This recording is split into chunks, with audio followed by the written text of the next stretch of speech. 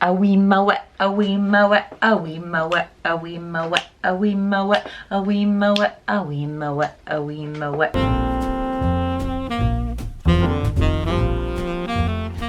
Hello my beautiful friends, welcome back to my channel. Today has been kind of crazy. It's like 3 p.m. now. I've been working all day and had to wait for the sun to be in a good spot to film because we're gonna do the part 2 of our Q&A that we started last week. So last week I had to break it up into 2 parts because it was just so long, and I tend to have, you know, like sort of long-winded answers, and I like to take my time and just like chill and talk to you guys as if like I invited you over for a coffee or whatever. So last week we did, oh my god, oh no, my plant. I don't know what's going on with the stars, but this week has been so weird. Like, first of all, I blocked my bank card, then I blocked my phone, and then I just keep having like weird things happen. Like today I realized I left my charger at my art studio, like just now I knocked my plant over. I don't know. I guess it's just a coincidence though. Last week we talked about art, creativity, life after art school, and I give you guys some tips about that. So if you haven't seen that episode, you can check that out. I also talked about like Paris, France stuff, like next goals, that kind of stuff. And today we're going to talk about personal development and relationships because I got a lot of questions, you know, about how to better oneself, like tips, habits that I have, as well as questions about like friendship and setting boundaries and, you know, like heartbreak, because I think a lot of you guys found me through my divorce videos. So we're gonna get into that as well. And let's just get this baby started. Okay, so the first question, which I think kind of goes along with personal development, I just kind of threw it in there, was, what would you say to your younger self in high school? I think I would tell myself to not be afraid to take up space. I think that was something that took me like a long time to figure out. I feel like I had a lot of interests and things that I wanted to do, like, and wanted to get into. Like, for example, I had one of my really good friends was into photography, and I also was interested in that, but I was like, well, that's her thing. And so I kind of limited myself in a lot of ways. And I think I would have told myself, like, do all of the things. Like, no matter what you want to do, just do it and have fun. And the people that have a problem with it are not your friends. We only have one life, and so whatever you want to do, like, don't limit yourself. Take up space. Don't apologize for existing. Don't apologize for, you know, being somebody that wants to be a painter, but also, like, hey, you can also want to be a cheerleader. Like, you can do all the things. You don't have to put yourself in a box just to be digestible for other people. How to focus on one thing when you have 1,000 interests. Oh my gosh, I feel like I relate to this so much. Because as well, like, we only have a certain amount of time in the day. There is one school of thought, which is you should really try to be successful at one thing. And that kind of goes along with people wanting to put you in a box, because it's easier for people to understand who you are if you really have like one thing that you're good at. However, I think that it can be a positive thing to have many different things on your plate, and it can, you know, kind of feed, each activity can feed the other, you know? So I don't think that you necessarily have to focus on one thing. I think that you really have to, like, what I do is in any given month, I'll like check in with myself and I'll be like, okay, what project sounds like it's gonna bring you joy this month? You know, like there was like a couple months ago, like I hadn't painted in a really long time, and I was like, I really just want to drop everything and paint. So I was like, do that. Like, don't focus on the things that sound cool or like sound like a project that you really want to do and because it sounds good. Like, do the things that actually bring you joy in this moment, because the present moment is all that we have. I think another thing that can really help is like trying to like time block your time. For example, at the moment I'm working on like music stuff and also like that online theater project that I told you about in my last video. And so like I'm like, okay, until 12 p.m. I'm working on this, and then from then I'm working on this. And I think it's easier to organize your time that way. The next question that I got is how to get over the fear of posting online. I think it's really hard to post online at first because you don't have that community yet that's giving you support. Like I remember when I first started my YouTube channel, I didn't tell anybody about it for a really long time. Like I remember like secretly telling my sister, and I showed her like one of my videos, and I was like, I think I'm gonna stop because I don't know, like if people from my school find out and they watch my videos, that would be like really awkward. But she was really encouraging, and she was like, no, keep going, like this is so cool. And had she not encouraged me, I don't think that I would have continued. So I think that when you first start out, you think more about like the physical world and how people will react to you posting online. But I think that something that you have to ask yourself is, what is your purpose? You know, like why do you want to post online? And if your purpose is really important, like if your purpose is something that you actually really care about, then the fear, while it might still be there, will become secondary to your purpose. You know what I mean? Like I really want to post online so I can encourage people to take like the road less traveled when it comes to their life, creativity, and maybe help with like some lessons that I've learned and you know, about vulnerability and things like that. And although sometimes like when someone comes across my channel, it can be like a little bit weird. Like I keep thinking about, you know, like if ever I date someone and they come across like my old videos of me like talking about certain things, it might be like a bit off-putting, but at the same time I'm like, well, it's more important to me like my actual purpose and what I'm doing online than like some stranger's opinion, you know what I mean? So I think like first just ask yourself what your purpose is, why you want to do it, and you have to determine for yourself if the fear is greater than the purpose, you know? Do you have any advice to a 17-year-old who doesn't know what to do after high school, feeling lost? Oh my goodness, I feel like when I was ending high school, I really felt pressured like in a lot of different ways. Like there was one opportunity for me to like go into the Air Force, and then there was another for me to like go to a private school, then like community college. It was like I was kind of all over the place, and I did feel that pressure of what am I going to do after this. And I feel like if you aren't sure, there's no problem in like taking a gap year to figure out what you want to do. I would say like the biggest advice that I can give you is if you're not sure of what you want to do yet, don't get yourself into a debt situation. Because I think a lot of times like we jump into something because like that's what everyone else is doing. Everyone else is, you know, finishing high school and going to college and like posting about it online, and like they're in a sorority and they're doing this and that. But at the end of the day, like you're gonna be the one that has to like pay back any debt that you accumulate. So if you need more time, like travel, that's a really great thing you could do. You could go be an au pair, that's what I did.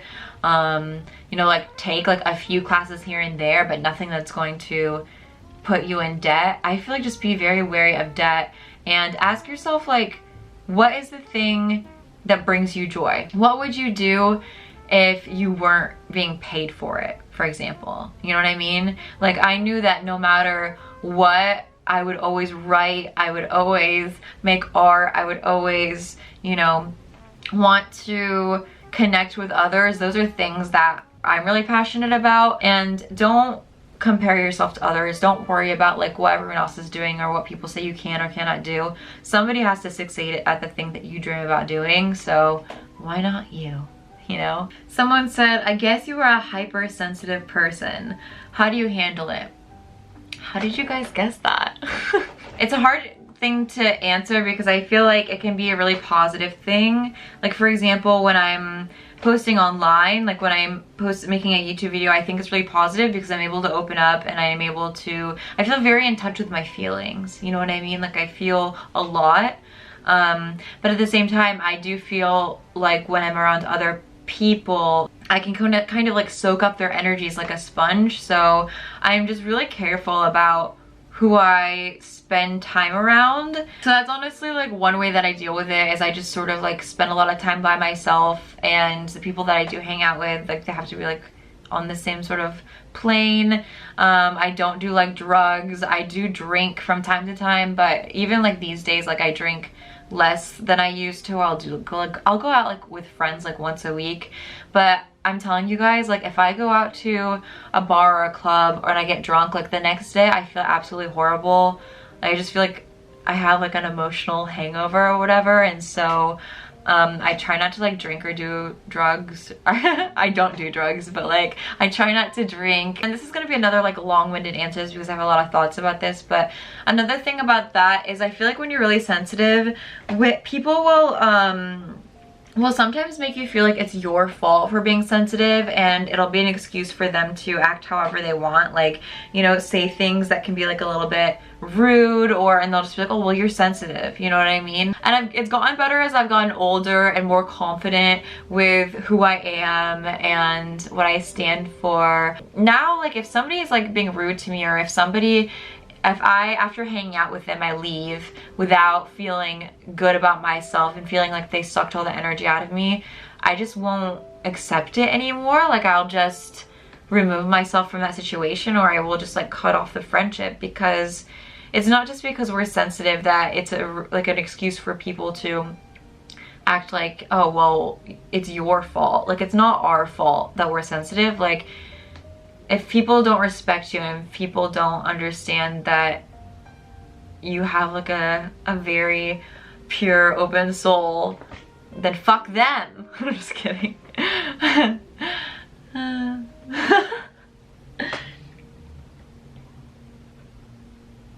And I think another thing that I do is like, and I don't know if this is because I'm an air sign, but I will oftentimes also detach myself. Like if I have to come into contact with somebody and I see our energies don't match, and that their energy can be dangerous to me because like they're complaining a lot, or they're just like in a negative space, I will detach myself like emotionally, and I'll just like go somewhere else, kind of, you know?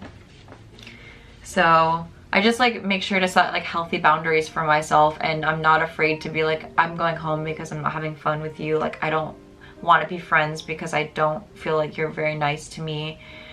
You know what I mean? Tell it like it is. Like why should we protect other people and be like, I don't want to be a friend because you're not very nice, when they're not very nice, you know? Thank you, next. Thank you, next. I'm so happy that I'm sensitive. So someone said, after how many years should you give up on your dreams? When I initially read this question, like my gut reaction was, never give up on your dreams. You know what I mean? But I think that the real answer is you have to ask yourself if you're still willing to sacrifice for that dream. For example, I think there are obviously some dreams that are time sensitive. If you want to be like an Olympian, you know, you only have like so many shots at it, and maybe that's your dream, and if it doesn't come true, like I don't want, you know, it would suck to feel like you failed just because you didn't get it. And so I think that in order for you to keep pursuing your dream and for it to be worth it, you really have to enjoy the process. And if you're still enjoying the process of following your dream, if it's still something that brings you joy and passion, then I feel like it's worth sticking to it. But like maybe you're at a certain point where you're like, okay, I've been trying at this thing for like 10-15 years, and either I could keep following this dream, or I might open myself up to something else, and maybe failing at that will lead you to what you're really supposed to do. So I think you have to really follow your gut in a certain way and be like, do I want to keep doing this? You know what I mean? Life is only so long.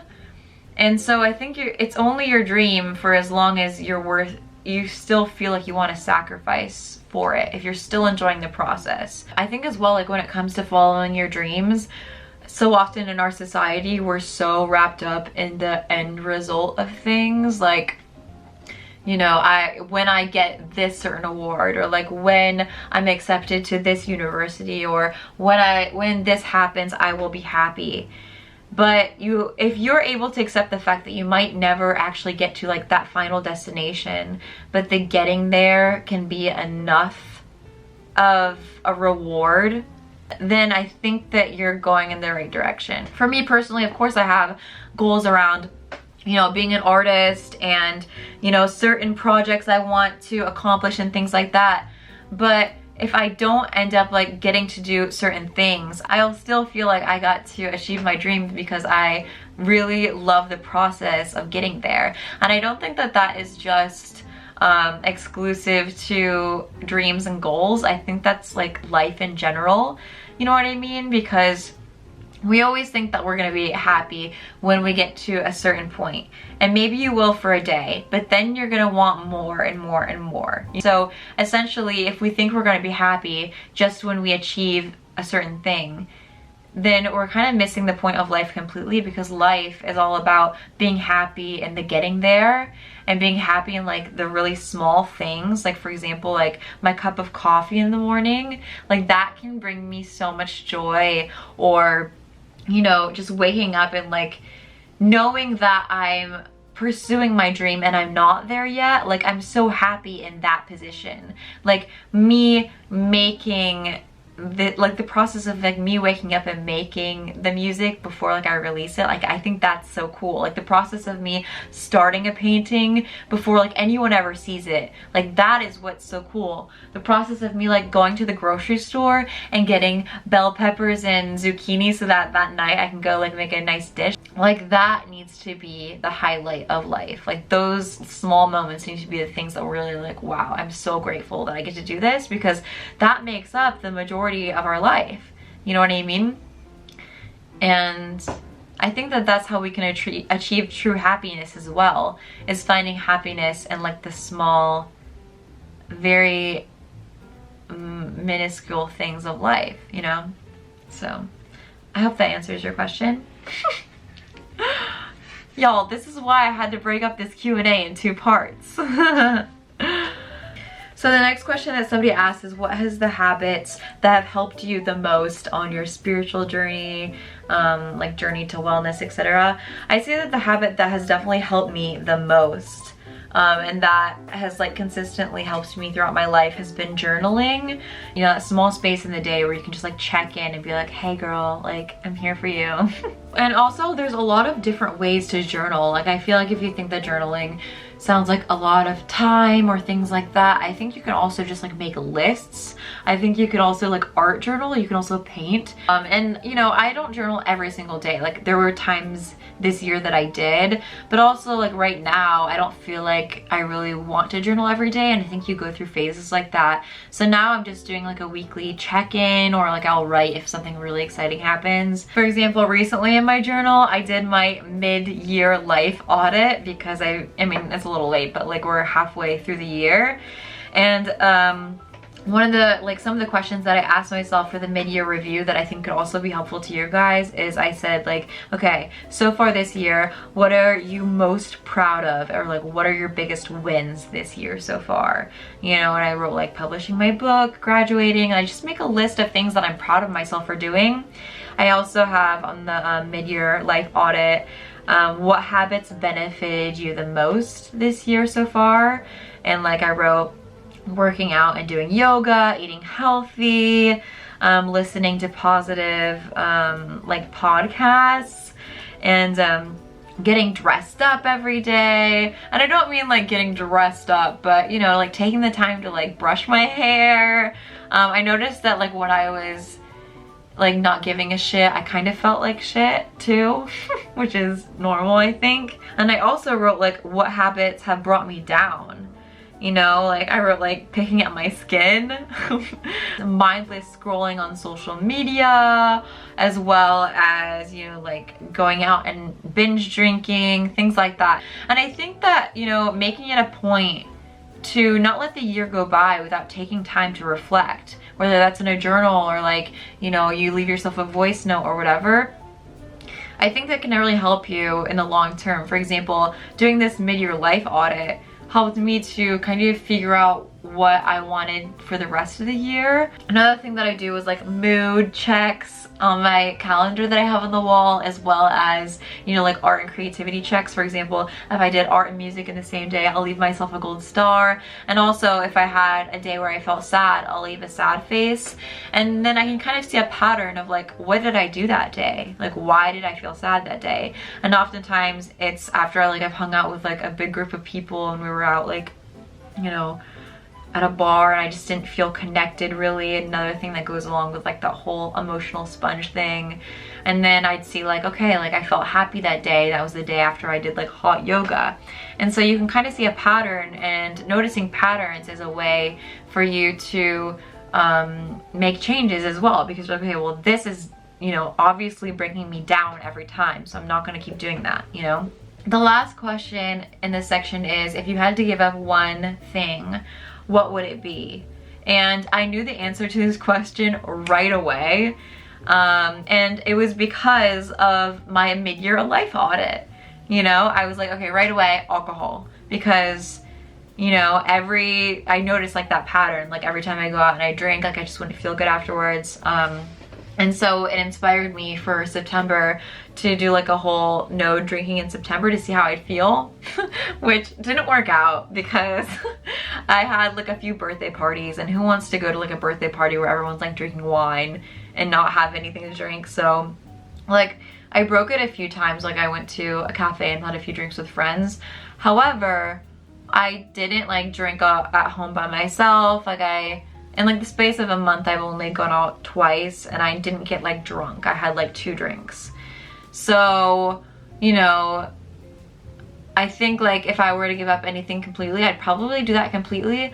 However, it is really hard when you're living in a big city and you're in your 20s and like it's a very social thing. I think it's hard to give up something completely.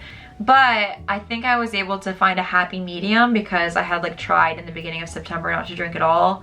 And then during the summer I was like going out a lot. So I think trying to give it up completely, I was able to find like a happy medium of like, you know, limiting myself to like 2-3 drinks so that I don't feel bad the next day. So yeah, I'd love to hear like, what would you guys give up if you had to give up something right now? I think that's a really good question. I wonder if your answer pops into your head right away, because like mine did. Okay, now we're getting into the second part, which is all about relationship stuff.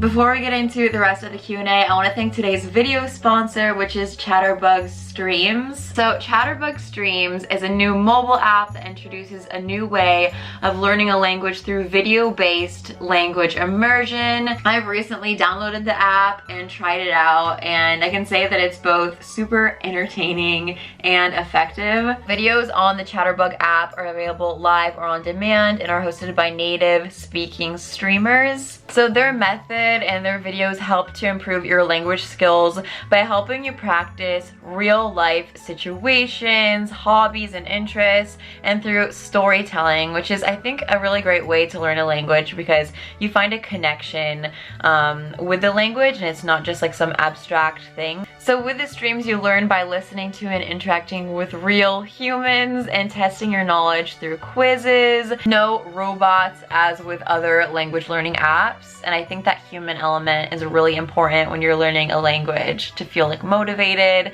and to feel like you're connected, you know? So Chatterbug currently offers French, German, English, and Spanish, and what's really great about it is it's super affordable, and they're actually offering a 7-day free trial. All you have to do is download the app, and I've also linked in the description down below a link where you can learn more info about Chatterbug. So thank you so much, Chatterbug Streams, and let's get back to the video. I got a ton of questions about, oh, look at that lighting. It's gonna change a little bit. Okay. I got a ton of, what is this? It's like all in this here, ooh. I got a lot of questions about like making friends. Someone said like, how to make friends as an adult. I feel like with the internet, you can pretty much like meet anybody. But I think that the question isn't about like meeting people.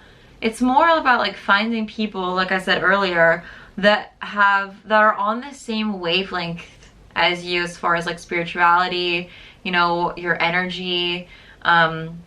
You know, for example, in Paris, like I can, you know, meet up with people. I've had people like message me on Instagram that want to meet up, but it's really rare for me to find people that I'm just like, oh yeah, like we're bringing each other up. Like I feel like your friends should be bringing you up, whether that's like through their energy, and you as well. Like you should bringing them up. Like your friendships should be nurturing, should make you feel good, not just like to laugh together. You know what I mean? Like a friendship, or like really quality friendships, I think are hard to find, and that's why they're so special and really have to cherish them. So I think by being the one to reach out sometimes, I feel like so often, and I'm guilty of this, like I was laughing with one of my friends the other day, and I was telling her, like, I feel like oftentimes I end up being friends with people who like just reach out to me because I'm not like lazy about it, but I'm just busy. And so I won't normally be the one to reach out and ask people to hang out. I'll just like wait for other people to be like, hey, like, do you want to hang out? And I feel like if you really like somebody, like you like their energy, don't be afraid to reach out. And that's something that I'm gonna start doing too. Like if there's somebody that I think like we have similar, you know, vibes, personalities, like I'm going to start trying to cultivate those relationships and not wait for them to just float to me, because I feel like, you know, we can so easily just like fall into any group just because of, and like this is especially true, I feel like when you're younger, like you just kind of fall into what's comfortable. But it's definitely like quality over quantity, you know? I need to do something about this lighting. So somebody asked, what attracts you to a person? I really love these questions because even myself, I was like, what attracts me to a person? You know what I mean? And I immediately thought about friendship. I mean, I don't even know, like with love, I think it's a little complicated, but actually not. I feel like there is some commonalities. But as far as like friendships go, I tend to be like really attracted to having friendships that are like with the person you could be like, hey, I have like this crazy idea, but like what if I just went and bought a cake and had like a little party for us like down by the Seine? Like what if we just like got dressed up like crazy and just like went over to this museum and did like a performance? Or I really love people who are open and playful and not afraid to look stupid. But I think like above even that, I'm attracted to like vulnerability, like people who will be able to like say how they feel without being afraid of like looking a certain way, or who won't pass judgment on you and don't pass judgment on themselves. Like I really love people who aren't afraid to like really go deep into their feelings. Like I have like a tendency to have mostly water sign friends. Like I have so many Cancer friends, so many Pisces friends, and I think that's because they're just like very sensitive. I love sensitive, creative people, and people who are just like loving. You know what I mean? I think that's the most important thing. Is like you can be at a party with people who are like funny and, you know, telling like all the jokes, and like you're playing interesting games, and maybe like they're cool, but if you don't feel like there's love there, like if you're around those people and you don't feel like they care about you, or that like they have even the capacity to love, you know what I mean, and like be open to like your energy, then there's no point, you know what I mean? I also really love being around people who are passionate. Like I feel like that's so important. Like when you're passionate about a certain project, or, you know, whatever you're doing in your life, it doesn't matter if it's like making, you know, cakes or, you know, flying airplanes. It doesn't matter what it is, but like people who are passionate about something, I feel like are so attractive because, you know, they are like in love with what they do, and that makes you love what they do, you know? Ooh, we're getting into the hot goss. Someone wants to know, are you dating right now? No, I'm not dating right now, you guys. I was like locked down for like 8 years, and I only recently got out of that. So I make it sound like it was prison. It wasn't prison or anything, but I feel like I haven't really had time to just like be alone in a really long time. I feel like I've been there, and now I just want to like focus on myself, on my career, on my friends, on like, you know, more platonic relationships, and if something like comes along, that's great, but I'm definitely like not looking for it. Like I'm not on any dating apps or anything like that. So yeah. What is the #1 thing that helped you get over heartbreak?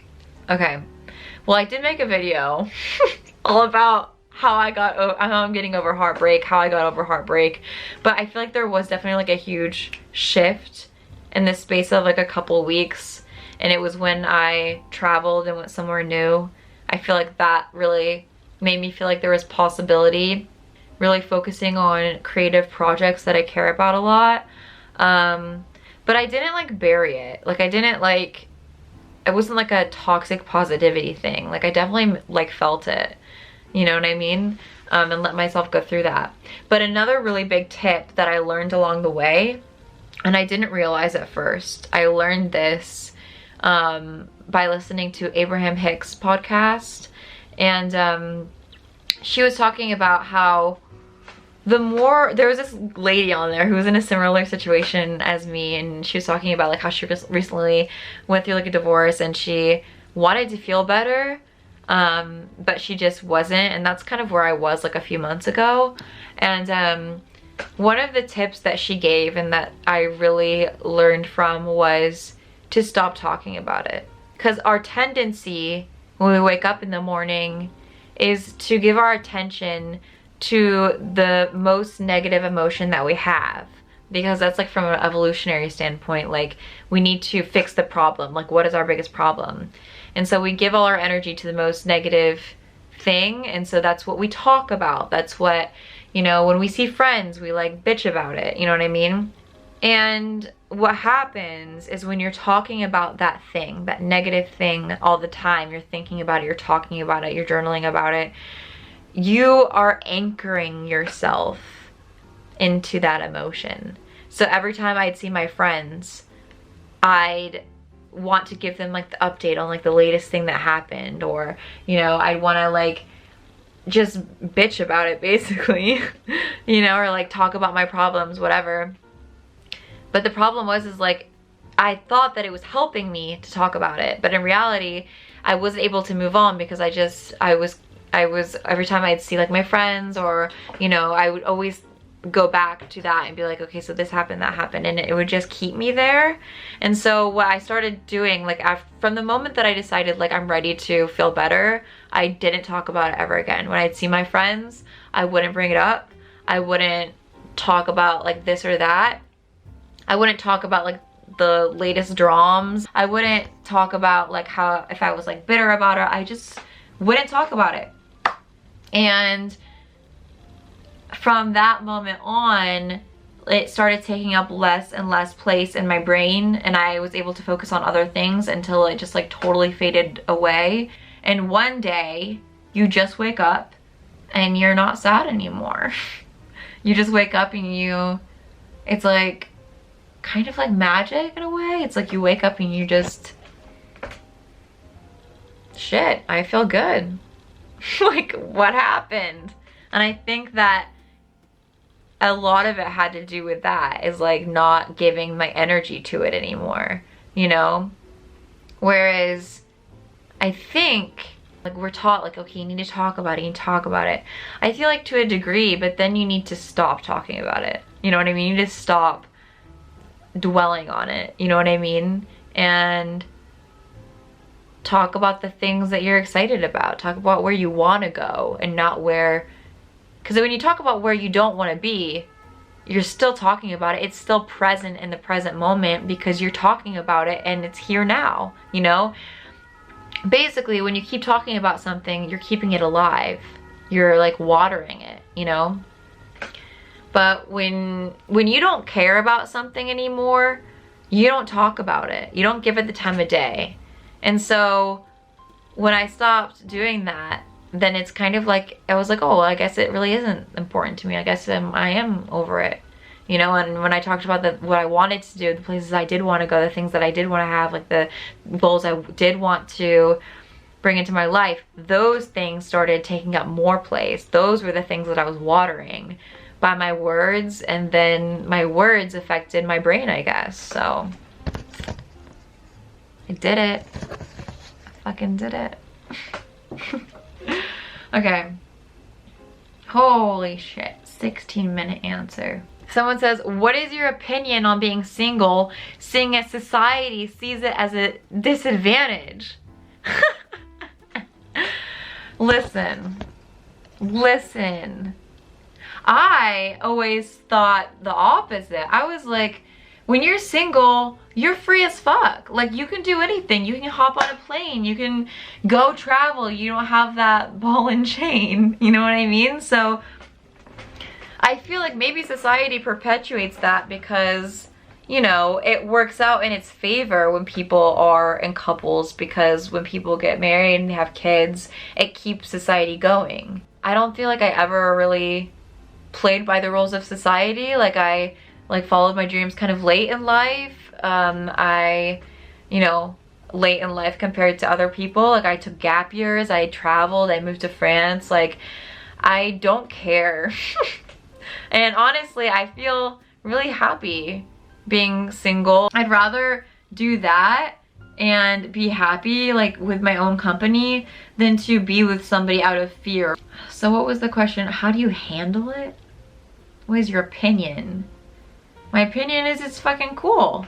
Everybody be single. Let's all be single. Let's all do it. Let's all go to be single and go to Ibiza. Ibiza. Someone said, can being authentic come in the way of making friends? Yeah, sure. Like, of course. I think, like, whenever you're being like your true self, like your true weird self, people aren't gonna want to be friends with you because you're weird. But at the same time, it frees you up to make friends with people who actually are on the same wavelength as you. Like, you have to ask yourself, how authentic do you want your friendships to be? Be as authentic as you want your friendships to be authentic. I feel like a lot of us hide our weirdness, or like hide like even our quirky sides, because we feel like if we show those, then we're gonna be like shunned or out of the group. In reality, people like leaders, and what do leaders do? They are the first ones to show that they're different. Like, they're the first ones that aren't afraid to go outside of the group and like show all of their qualities. And I feel like everyone should show more of like who they really are and like their true authentic self, because that's when you're actually gonna find people who are on the same wavelength as you. You know what I mean? And it can be hard at first because you feel like, oh, well, maybe it'll backfire or whatever, but at the same time, like, let it backfire, like, you know. And, you know, say like you're in a group of 20 people, like, and the other 19 think you're weird. Well, maybe there's one person in that group that you can actually become like BFFE with, best friends forever with, you know? Okay, moving over to the bed because the sun is being actually crazy and I can't film over there anymore. So the last question is, have you ever had to deal with a difficult roommate situation? Yeah, I have. I've had a couple roommate situations that I've had in my life. 4 roommates, and the first roommate that I had was my sister, and we were like 18 and we had moved out of my parents' house and we had gotten an apartment together, and most of the time it was really fun. Like, I don't really have anything bad to say about that. One time we were like convinced that there was a cat living in the wall, and then another time, like, she got mad at me because I brought a homeless person home and let him use our razor. She was like, you can't just invite homeless people home, Shayna. But other than that, like, that was really fun. We had a lot of fun together. We would like watch Sex and the City and just like, yeah. And the next roommate situation was a little more intense. Like, it was the first time that I ever lived with like strangers, and I lived with like 3 other girls, and it was like cool sometimes to be with like all those girls, but it was like, you know, we all had our different personalities, and like, for example, they like to watch like Pretty Little Liars and like smoke pot on the couch every night, and I was just more like, I like to be in my room and like write poetry. And I think, like, you know, since they were more like extroverted and like to be around each other all the time and like go out all the time. I think that they thought that I was like isolating myself, when in reality, like I just, you know, we had like the common area where we would do stuff, but at the same time, like I'm someone that like needs to be alone a lot, and so it got difficult sometimes, especially like I feel like when you're living with that many people, there's always like one person that leaves like the dish in the sink, and then someone's like, I think it was her, and like there's,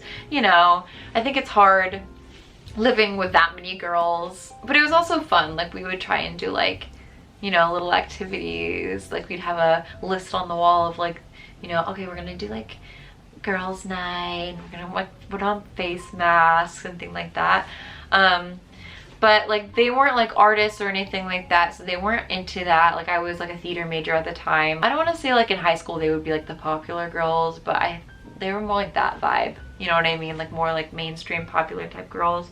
So yeah, we just had like different energies, but nothing too crazy. I think like one time we all got in a fight and they left like a trash bag in front of my door because they were like, you need to take out the trash, but it wasn't like crazy or anything like that. Then after that I lived with another girl in Winter Park and it was just one other roommate, and it was in this little cottage that was infested with termites. And with that roommate, like again, I didn't know her, but it started out cool with her. I didn't say this before, but like all of these roommates, like I didn't know them, they were just like random Craigslist finds. And it started out okay with the girl, but she had like a boyfriend and she would have him over all of the time. Like he would literally always be there, and they'd always like, you know, be in the kitchen together, like taking up like the like common areas. And like that would make like the electricity bill go up too, but he wouldn't like pay anything. Like he was always there but like not contributing. And also she was kind of like a neat freak, and I would share things with her. Like I would let her use like my soap or like this or that, but like I remember like she would just leave notes about certain things. Like for example, I used her sponge once and she left me a note and she's like, if you're gonna use the sponge, I need you to like squeeze it out because you're taking away from the life of the sponge. Like she was really passive aggressive and she would never like really talk to me. I feel like it's good to experience living with roommates like a few times in your life, just because you learn about yourself as a person. Like you learn how you deal with conflicts and about communication and things like that. But at the same time, what I learned is that I'm better living by myself, because I tend to, yeah, like I don't want to hang out and like watch Pretty Little Liars. Like I just hate when you live with roommates and they like pressure you to do like things together.